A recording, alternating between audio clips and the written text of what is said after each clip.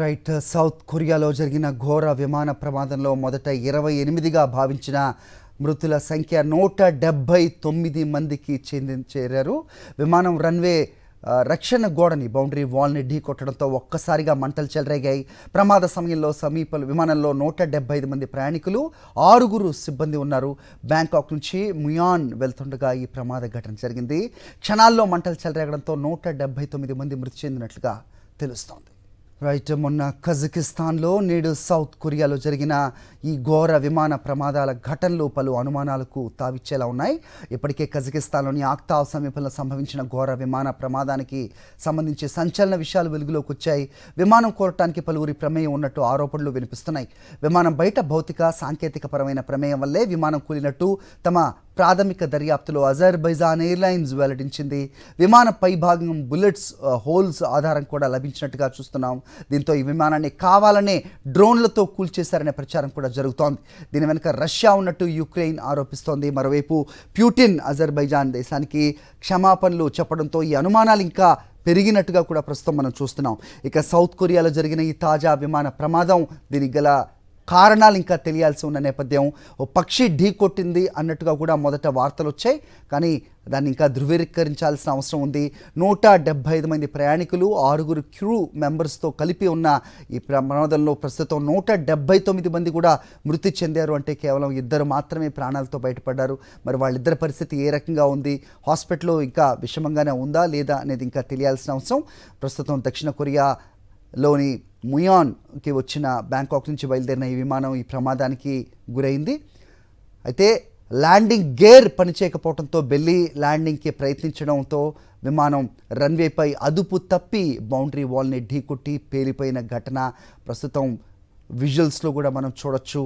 South కొరియాలో జరిగింది ఘోర విమాన ప్రమాదం.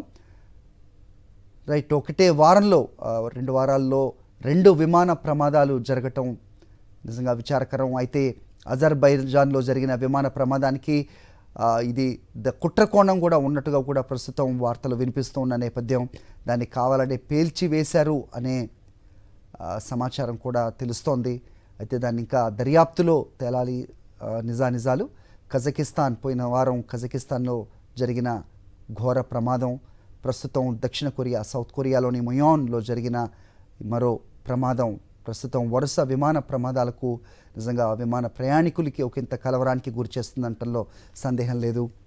అయితే కజకిస్తాన్లో జరిగిన విమాన ప్రమాదం వెనక రష్యా ఉన్నట్టు యుక్రెయిన్ ఆరోపిస్తున్న పరిస్థితులు కూడా మనం చూస్తున్నాం.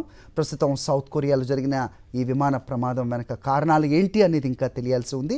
అయితే ల్యాండింగ్ గేర్ పనిచేయలేదు అనేది ఆ విమాన దృశ్యాలు చూస్తే అర్థమవుతోంది. ఎందుకంటే ఎక్కడ కూడా వీల్స్ కనిపించని పరిస్థితి. అయితే బెల్లీ ల్యాండింగ్ చేసే ప్రయత్నం చేశారు పైలట్స్. ఇదే కారణంగా బౌండరీ వాల్ని ఢీ కొట్టి విమానం ఒక్కసారిగా కూలిపోయింది. పెద్ద ఎత్తున మంటలు వ్యాపించి పేలిపోయిన దృశ్యాలు కూడా మనకు కనిపిస్తున్నాయి. మొదట 28 మాత్రమే మరణించినట్టుగా సమాచారం అందినప్పటికీ ఎవరు ప్రాణాలతో మిగిలి లేనట్టుగా ప్రస్తుత సంఖ్య చూస్తే తెలుస్తోంది. 179 మంది కూడా మరణించినట్టుగా వార్త అందుతోంది. కేవలం వారం వ్యవధిలో అటు అజర్బైజాన్, ఇటు సౌత్ కొరియాలో ఈ విమాన ప్రమాదాలు ఏవైతే ఉన్నాయో ఒకంత కలవరానికి గురి చేస్తున్న పరిస్థితి. కజకిస్తాన్, సౌత్ కొరియాలో జరిగిన ఈ 2 విమానాల ప్రమాదాలు ఒకే తరహాలో ఉన్నాయన్న చర్చ కూడా జోరుగా జరుగుతోంది. కజకిస్తాన్ విమాన ప్రమాదానికి ఫస్ట్ దాన్ని పక్షిని ఢీకొనటం కారణమని ప్రచారం జరిగింది. కజకిస్తాన్లో జరిగిన ఈ ఘోర ప్రమాదంలో 38 మంది చనిపోగా 67 మంది గాయపడ్డారు. తాజాగా సౌత్ కొరియాలో జరిగిన విమాన ప్రమాదానికి కూడా పక్షిని విమానం ఢీకొట్టడమే కారణం అంటున్నారు నిపుణులు. ఓ పక్షి విమానం ల్యాండింగ్ గేర్ను ఢీకొట్టడంతో అది డ్యామేజ్ అయిందని తెలిపారు. ల్యాండింగ్ గేర్ లేకుండానే ఎమర్జెన్సీగా బెల్లీ ల్యాండింగ్ కోసం ప్రయత్నించగా విమానం రన్వేపై అదుపు తప్పిందన్నారు.